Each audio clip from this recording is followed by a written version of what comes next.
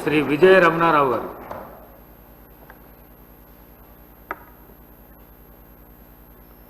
అధ్యక్ష నమస్కారం. సంబంధిత మంత్రి సీతక్క గారు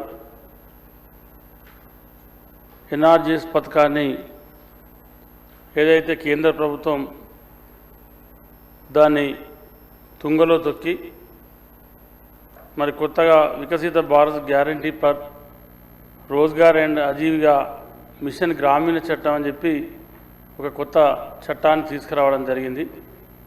మరి దాన్ని కూడా రాబోయే 6 నెలల లోపల అమలు చేయాలని చెప్పి 60-40 అంటే కేంద్ర ప్రభుత్వం 60% నిధులు, రాష్ట్ర ప్రభుత్వం 40% నిధులతోని ఈ పథకాన్ని చేపట్టాలని చెప్పి మరి కేంద్ర ప్రభుత్వం ఒక దుర్మార్గమైనటువంటి ఆలోచనతో ఇవాళ రాష్ట్రాలను ఏ రాష్ట్రాన్ని కూడా కనీసం సంప్రదించకుండా, ఏ రాష్ట్రాన్ని కూడా అక్కడి రాష్ట్ర ప్రజల మనోభావాలను తెలుసుకోకుండా దీన్ని నిర్వీర్యం చేయనటువంటి ఆలోచనతో ఇవాళ మరి కార్యక్రమానికి పూనుకోవడం జరిగింది.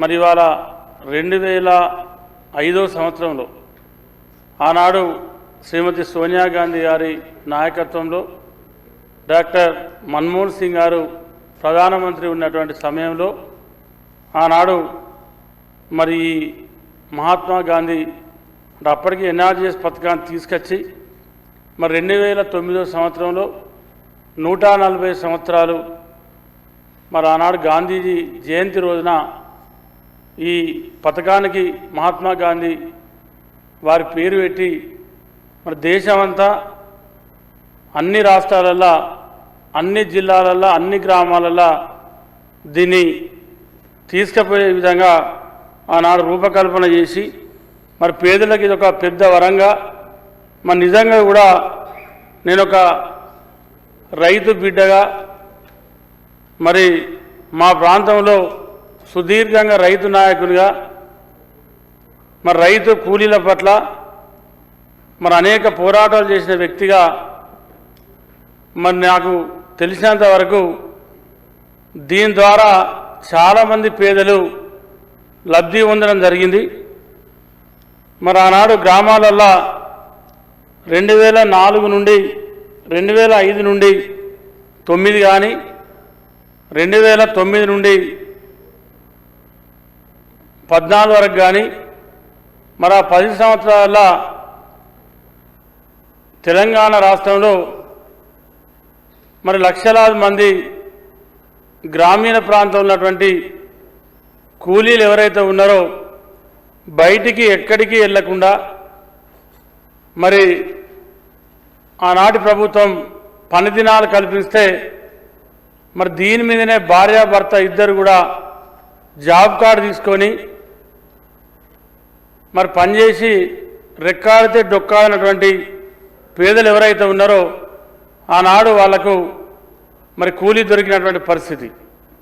ఇవాళ మహనీయుడు మహాత్మా గాంధీ మరి భారతదేశ స్వాతంత్రం కోసం ఆనాడు శాంతియుతంగా వారు పోరాటం చేసి మరి శాంతియుతంగానే స్వాతంత్రం తీసుకురావాలని చెప్పి మరి ఆనాడు కలలు కానీ ఈ దేశాన్ని ఒక తాటిపైకి తీసుకొచ్చి మరి అన్ని మతాలను, అన్ని కులాలను ఒక దగ్గరికి చేర్చినటువంటి మహాత్మా గాంధీ గారి పేరు పెడితే ఇవాళ మరి ఆ పేరు తీసేసారంటే అది నిజంగా కూడా దుర్మార్గమైనటువంటి చర్య. మరి నేను ఈ అసెంబ్లీ సాక్ష్య తీవ్రంగా ఖండిస్తూ ఉన్నా. ఎందుకంటే ఏదైనా ఒక కొత్త పథకం అంటే మీరు ఒక కొత్త పథకం తీసుకొచ్చి దానికి మీరు మీకు ఇష్టమైన పేరు పెట్టుకుంటే దాన్ని ఎవరైనా హర్షిస్తారు, ఎవరైనా స్వాగతిస్తారు. కానీ కేంద్రంలో ఉన్నటువంటి నరేంద్ర మోడీ గారి ప్రభుత్వం 2014 నుండి 2019 వరకు, 2019 నుండి మొన్న జరిగినటువంటి 2024 వరకు అధ్యక్ష 2024 నుంచి ఇప్పుడు దాదాపు మే అయితే 2 సంవత్సరాలు అవుతా ఉంది. అంటే దగ్గర 12 అంటే 12 ఇయర్స్ దగ్గరికి వస్తూ ఉంది. అంటే ఇంకొక 4-5-6 నెలలు పోతే 2 ఇయర్స్ అంటే 12 సంవత్సరాలు అవుతా ఉంది. అంటే మీరు ఇప్పటి వరకు గ్రామీణ ప్రాంతంలో ఒక్క సంక్షేమ కార్యక్రమాన్ని కూడా మీరు తీసుకురాలి ఇప్పటి వరకు. కానీ తీసుకొచ్చి ఆనాడు యూపీఏ ప్రభుత్వం సోనియా గాంధీ గారి నాయకత్వంలో ఈ దేశంలో పేదలు ఎవరు కూడా ఇబ్బంది పడద్దు, మరి ఎక్కడికో కూలీలు వరుసకెళ్ళొద్దు, ఏ గ్రామంలో మారుమూల గ్రామీణ ప్రాంతంలో ఉన్నటువంటి కూలీలు ఆ గ్రామంలోనే ఉండాలని చెప్పి మరి ఆ రోజు సోనియా గాంధీ గారు ఒక దూరదృష్టితోని మరి పేదల మీద ఉన్నటువంటి మమకారంతో వారు ఆలోచన చేసి ఈ కార్యక్రమాన్ని తీసుకొస్తే ఇవాళ మీరు 12 ఏళ్ళ నుంచి పేద ప్రజానికానికి ఈ దేశంలో ఒక్క సంక్షేమ కార్యక్రమం తీసుకురాకపోతుంది. ఒక కార్యక్రమాన్ని తీసుకురాకపోను మీరు ఆనాడు తీసుకొచ్చినటువంటి యూపీఏ ప్రభుత్వం తీసుకొచ్చినటువంటి ఏదైతే మరి ఎన్ఆర్జీఎస్ పథకం ఉందో ఉపాధి హామీ పథకాన్ని మీరు ఇవాళ మహాత్మా గాంధీ పేరు పెడితే దాన్ని తీసేసి ఎట్లా మాకు బలం ఉంది బలగం ఉంది మేము ఏం చేసినా నడుతుంది ఏం చెప్పినా నడుతుంది అని చెప్పి మీరు ఇప్పటి వరకు నాకు తెలిసినంత అంటే నేను 2వసారి శాసనసభ్యుడిగా పనిచేస్తూ ఉన్నా, మరి 30 ఏళ్ళకే రాజకీయాలలో ఉన్నా. అంటే ఏ రాష్ట్ర ప్రభుత్వం అభిప్రాయాన్ని తీసుకోకుండా మరి సుదీర్ఘంగా నడిచినటువంటి ఏ పథకాన్ని కూడా నాకు తెలిసి ఈ 70 సంవత్సరాల మరి స్వతంత్ర భారతదేశంలో ఏ దేశంలో ఉన్నటువంటి ఏ ప్రభుత్వం కూడా ఇంత దుర్మార్గంగా వివరించలేదు. ఇవాళ మీరు రాష్ట్రాల అభిప్రాయాన్ని తెలుసుకోకుండా రాష్ట్రాల ఆలోచన విధానం ఏముందనేటువంటి అభిప్రాయాన్ని కూడా మీరు అడగకుండా మీ ఇష్టం వచ్చినట్టు ఇవాళ 60-40 అని చెప్పి తీసుకొచ్చారు. అంటే మీ ఆలోచన ఏంటంటే ఇవాళ ఇంతకుముందు సీతక్క గారు చెప్పినట్టు దాదాపు 1800 కోట్ల రూపాయలు ఇవాళ మన తెలంగాణ రాష్ట్రం మీద ప్రభుత్వం మీద భారం పడుతూ ఉంది. అంటే మీ ఆలోచన ఏంటంటే మీరు చేసేటువంటి పనిని రాష్ట్రాల మీద నెట్టి రాష్ట్ర ప్రభుత్వాల మీద రుద్ది దాన్ని ఈ పథకాన్ని మొత్తానికి తీసేయాలనేటువంటి ఆలోచనతో ఇలా దుర్మార్గమైనటువంటి ఆలోచనతో కేంద్ర ప్రభుత్వం నరేంద్ర మోడీ గారు ఉన్నారు ఇవాళ. ఎందుకంటే ఇవాళ గ్రామీణ ప్రాంతంలో మీరు ఏ గ్రామానికి వెళ్ళినా ఇలా ఏ గ్రామానికి వెళ్ళినా 119 నియోజకవర్గాల్లో ఏ గ్రామాలలో మీరు చూసినా ఇవాళ సీసీ రోడ్లు కానీ ఇవాళ శ్మశాన వాటికలు కానీ తర్వాత ఇవాళ చిన్న చిన్న ఫీల్డ్ కెనాల్స్ కానీ ఫీల్డ్ ఛానల్స్ కానీ ఇవాళ ఏదైతే ఎస్ఆర్ఎస్పి ప్రాజెక్టు కానీ మిగతా ఎక్కడెక్కడైతే ప్రాజెక్టులు ఉన్నాయో ఆ ప్రాంతంలో పూడిక తీయడానికి అదేవిధంగా చెర్లల మరి ఫీడర్ ఛానల్ అటువంటి కాలువలకు కానీ చెర్లలో ఉన్నటువంటి పూటిక కానీ మరి తీయడానికి ఇవాళ మరి ఉపయోగపడేటువంటి పథకం ఇది. మరి ఇటువంటి పథకాన్ని మీరు కొత్తగా ఏం చేయబోతున్నారు ఉన్నదాన్ని అలా మీరేదో దీన్ని తీసేసేటువంటి కార్యక్రమానికి శ్రీకారం చుట్టారు. మేము ఒకటే కోరుతా ఉన్నాం, ఇవాళ మీరు ఇక్కడ ఈ రాష్ట్రం నుండి మీరు 8 మంది ఎంపీలు ఉన్నారు. భారతీయ జనతా పార్టీకి తెలంగాణ రాష్ట్రంలో 8 మంది పార్లమెంట్ సభ్యులు ఉన్నారు. ఇవాళ తెలంగాణ రాష్ట్రంలో 2023లో కాంగ్రెస్ ప్రభుత్వం అధికారంలోకి వస్తే 2024 ఏప్రిల్ మేలో ఎన్నికలు జరిగితే ఇవాళ ప్రభుత్వం ఉన్న 8 మంది ఎంపీలు కాంగ్రెస్ ప్రభుత్వానికి ఇస్తే ఇవాళ మీకు ప్రభుత్వం లేకుండా మీ పార్టీకి 8 మంది ఎంపీలు ఇచ్చారు. మరి మీరు అడగవలసినటువంటి అవసరం మీ మీద ఉందా లేదా? ఇది మా గ్రామాలపైన భారం పడుతుంది. మరి ఇక్కడ ప్రజలు మనకు కూడా ఓట్లు వేసిండ్రు, ఈ ప్రాంత ప్రజలు మనకు కూడా మరి అందాలను ఎక్కించిండ్రు. మన వాళ్ళ ఇక్కడ అధికారం లేకున్నా కూడా ఇక్కడ అధికారం ఉన్నటువంటి పార్టీతో సమానంగా మనకు ఓట్లు వేసినప్పుడు మరి మన వంతు సహకారాన్ని కూడా ఇక్కడ ప్రజానికానికి అందేనటువంటి ఆలోచన మరి ఇక్కడ ఉన్నటువంటి నాయకులు ఇద్దరు మంత్రులు ఉన్నారు. మరి ఈ ప్రాంతం నుంచి ఆయన కేంద్ర క్యాబినెట్ మంత్రి ఉంటే ఒక అతను సహాయ మంత్రి ఉన్నాడు.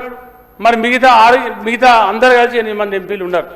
కనీసం ఒక్కనాడు కూడా మీరు అడిగేటువంటి ప్రయత్నం చేయలే, అటువంటి ప్రయత్నం కూడా మీరు చేస్తలేరు. అంటే ఇది రాను ఎట్లా ఉన్నదంటే ఇవాళ మాకు ఏదో పేరు చెప్పుకొని అయితే ఓట్లు వేయించుకుంటా ఉన్నాం. ఒక్కొక్క ఎన్నికలలో ఒక్కొక్క తీరుగా మాకైతే ఓట్లు పడతా ఉన్నాయి.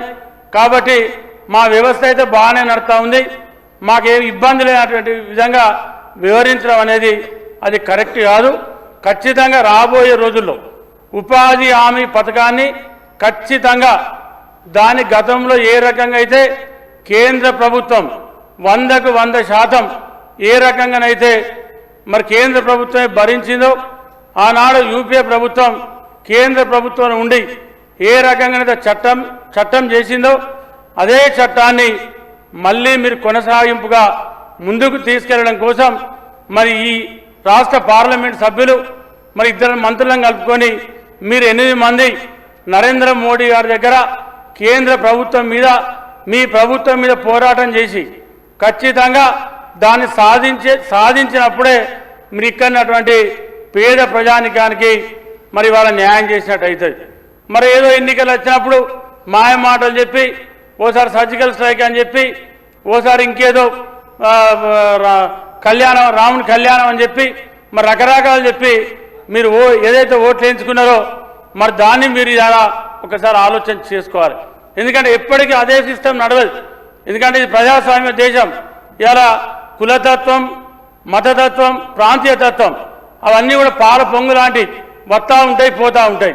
ఇవాళ ఎవరైతే ప్రజాక్షేత్రంలో ఉన్నటువంటి ప్రజాప్రతినిధులు కానీ ప్రభుత్వం కానీ ప్రజలకు ఏదైతే ఇవాళ ప్రభుత్వం చేస్తూ ఉంటుందో దాని మీదనే 10 కాలాల పాటు ఆ పార్టీ కానీ ఆ ప్రభుత్వంలో పనిచేసేటువంటి ప్రజాప్రతినిధులు కానీ మరి బతికి పట్టగలుగుతారు తప్ప మరి అప్పటి మందం ఏదో మనం మాయ మాటలు చెప్పి మోసం ముచ్చట చెప్పి మనం ఓటేయించుకున్నంత మాత్రాన మరి దాంతో ఒరిగేది ఏం లేవుండదు.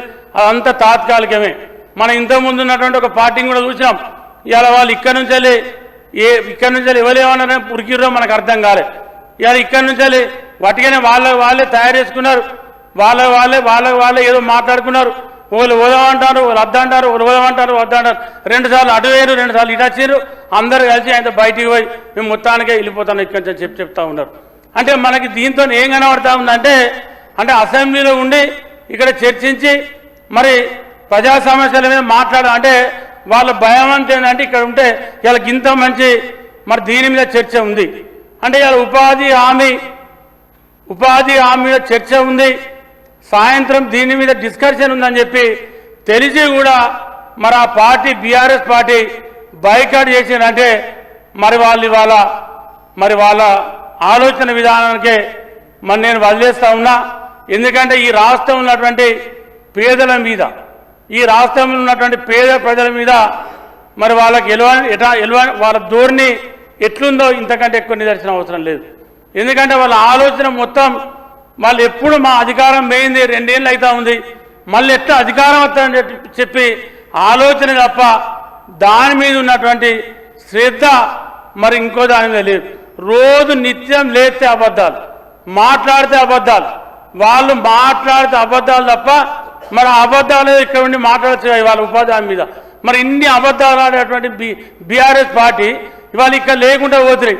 మరి మీరు ఇక్కడ ఏదైతే అలా పార్లమెంట్ ఏదైతే ఈ దేశంలో ఉన్నటువంటి పార్టీ మన నాయకులు ఎమ్మెల్యేలు కూడా ఇక్కడే ఉన్నారు. మీరు కూడా ఇక్కడ ఉండి మరి అందరం కలిసి చర్చిస్తే ఇవాళ ఈ రాష్ట్రంలో ఉన్నటువంటి ఏదైతే ఇలా పేద ప్రజలకు మరి ఇబ్బంది కలుగుతుందని చెప్పి మనం భావిస్తూ ఉన్నామో మరి వాళ్ళకి న్యాయం జరిగేటువంటి అవకాశం ఉంటుంది. అంటే వాళ్ళు ఏంటంటే ఇవాళ మళ్ళీ దీని మీద చర్చ ఉంటుంది. ఇలా చర్చ ఉంటే మళ్ళీ మొన్ననే ఏదైతే కేంద్రంలో ఉన్నటువంటి నరేంద్ర మోడీ గారితో మళ్ళీ మా ఒప్పందం ఎక్కడ వీళ్ళు బయట పెడతారో బీజేపీ పార్టీ వాళ్ళు మేము బీజేపీకి వ్యతిరేకంగా ఏం మాట్లాడినా కూడా మళ్ళీ మాకు పుట్టగతులు ఉన్నాయి. మళ్ళీ మాకు ఇప్పటికే మరి కాళేశ్వరం మీద మరి ఇప్పుడు ముఖ్యమంత్రి రేవంత్ రెడ్డి గారు సిబిఐకి ఆనాడు ఇదే అసెంబ్లీ సాక్షి చెప్పింది కాబట్టి మళ్ళీ అది కూడా మేము ఎదుర్కోవాల్సి వస్తుంది. మేము బీజేపీ ఏం మాట్లాడద్దు, ఉపాధి హామీ కూలీల గురించి కానీ ఆ పథకం గురించి కానీ దాని విషయం ఏం మాట్లాడద్దని చెప్పి మరి వాళ్ళు ఇక్కడి నుంచి బైకాట్ చేసి పోయినారు. ఎందుకంటే ఇక్కడ జరిగింది ఏమీ లేదు. ఇక్కడ ముఖ్యమంత్రి గారు ఏం మాట్లాడినారు, మీ కడుపు మండిపోతుంది, మీకు అందుకే మీరు మీ కడుపు మంటతోని మీరు మీ కడుపులో విషం పెట్టుకొని కత్తులు పెట్టుకొని మీరు ప్రవర్తిస్తా ఉన్నారని చెప్పి అన్నందుకే మీరు పెయిన్ అని దాన్ని సాకు పెట్టి పెయిన్ అని మీరు బయట మాట్లాడుతూ ఉన్నారు.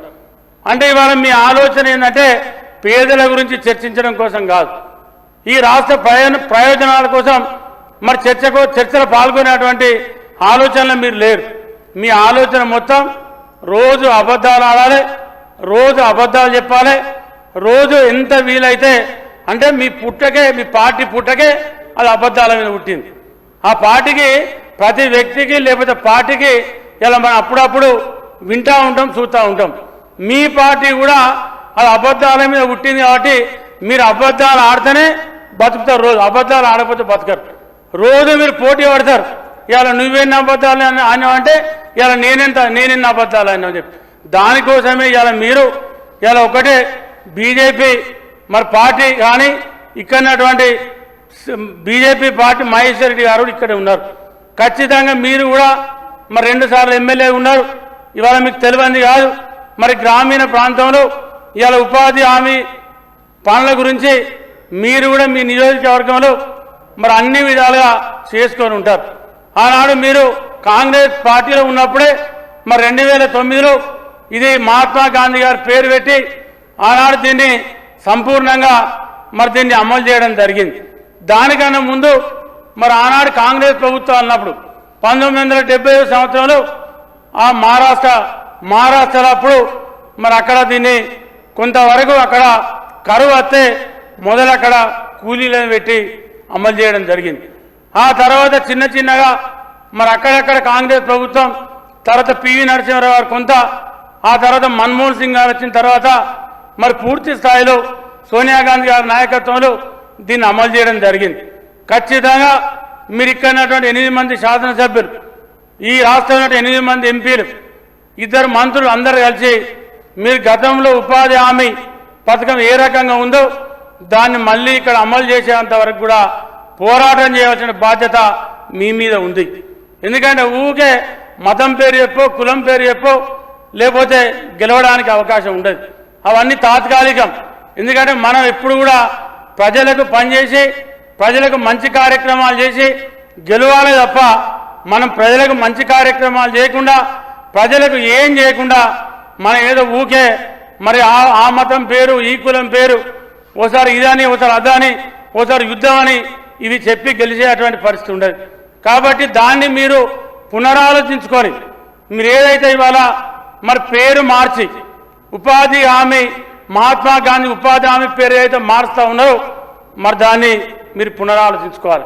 ఎందుకంటే ఇవాళ గ్రామ సభలలో అంతకుముందు గ్రామ పంచాయతీ వార్డు మెంబర్లు గ్రామ పంచాయతీ గ్రామ సభ కూర్చొని వాళ్ళు తీర్మానం చేసుకున్నాకనే ఆ గ్రామంలో పనులు స్టార్ట్ అయ్యాయి. మరి ఆనాడు 2014 వరకు మీరు 14 వరకు ఒక ఊళ్ళో 600 జాబ్ కార్డులు ఉంటాయి. ఆ 600 జాబ్ కార్డులకు సంబంధించి ఎంతమంది ఉపాధి హామీ పని చేస్తామంటే అంతమందికి పని కల్పించేటువంటి రోజులు ఇవాళ గ్రామాలలో అన్ని గ్రామాలలో ఇవాళ ఏ గ్రామం వెళ్ళినా ఈ రాష్ట్రంలో ఎక్కడున్నా కూడా ఇవాళ వంతులు పెట్టి ఇవాళ 400 జాబ్ కార్డులు ఉంటే ఇవాళ మీరు 200 మంది రాండి ఈ 4 రోజులు మీరు చేయండి మళ్ళీ 4 రోజుల తర్వాత 600 మందిని పిలుస్తామనే విధంగా ఇవాళ గ్రామాలల్లో మరి పని దినాలు తగ్గించి తర్వాత వచ్చే కూలీలను తగ్గించి ఇవాళ పనులు జరుగుతూ ఉన్నాయి. మీరు దీన్ని సాధ్యమైనంత వరకు ఇది ఎప్పటి నుండో ఆలోచన ఉంది.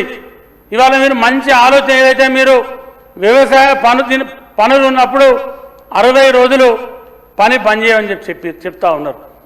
మేము అడుగుతూ ఉన్నాం మీరు వ్యవసాయానికి దీన్ని అనుసంధానం చేసి ఈ ఏదైతే ఉపాధి హామీ కూలీలను వ్యవసాయానికి అనుసంధానం చేయండి. అప్పుడు రైతులకు కూడా కొంత మీరు న్యాయం చేసినట్టు అవుతుంది. ఎందుకంటే ఇప్పటి వరకు ఈ వచ్చినటువంటి ఈ 12 ఏళ్లలో ఏ రైతుకు కూడా ఎక్కడ కూడా మీ ప్రభుత్వం ద్వారా ఇప్పటివరకు న్యాయం జరగలేదు. పూర్తి రైతులకు వ్యతిరేకంగా ఉన్నారు. ఇవాళ మీరు కొద్దో గొప్ప ఈ 60 పని దినాలు ఏదైతే లేవని చెప్తా ఉన్నారో దాన్ని మీరు వ్యవసాయానికి అనుసంధానం చేస్తే కనీసం కొంత రైతులకు ఉపయోగకరంగా ఉంటుంది. ఆ 60 రోజులకు కూడా మరి ఆ కూలీలకు కూడా మీరు పూర్తి స్థాయిలో పని కల్పించినట్టు అయితే ఉంది.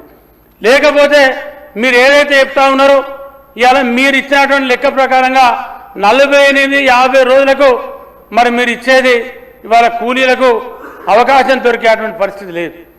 కాబట్టి ఇవన్నిటిని దృష్టిలో పెట్టుకొని ఎందుకంటే ఇవాళ గ్రామాలలో మరి ఇవాళ ఉపాధి హామీ పనుల ద్వారా ఇవాళ గతంలో ఆనాడు 2009 నుండి 14 మధ్యలో అలా నేను కూడా శాసనసభ్యునే ఉన్నా.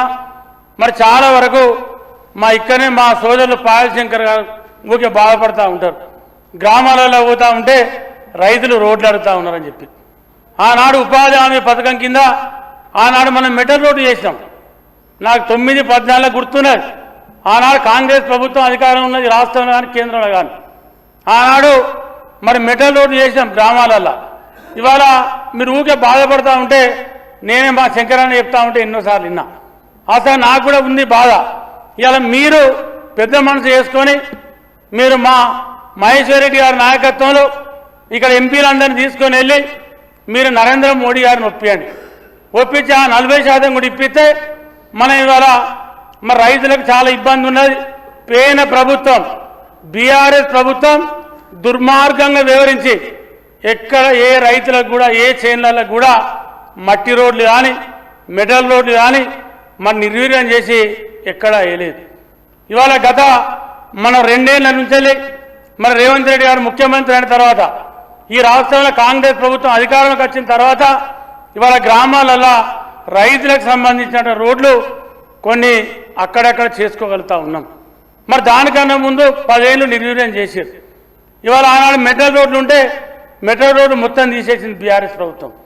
ఇవాళ మళ్ళీ మీరు ఏదైతే 60-40 కాకుండా మరి కేంద్ర ప్రభుత్వాన్ని ఒప్పించి ఆ మెటల్ కాంపోనెంట్ కూడా మరి ఏదైతే గతంలో ఎట్లయితే యూపీఏ ప్రభుత్వం ఉన్నప్పుడు ఇచ్చిందో అదే రకంగా మీరు మళ్ళీ అదే ప్రకారంగా కొనసాగించండి.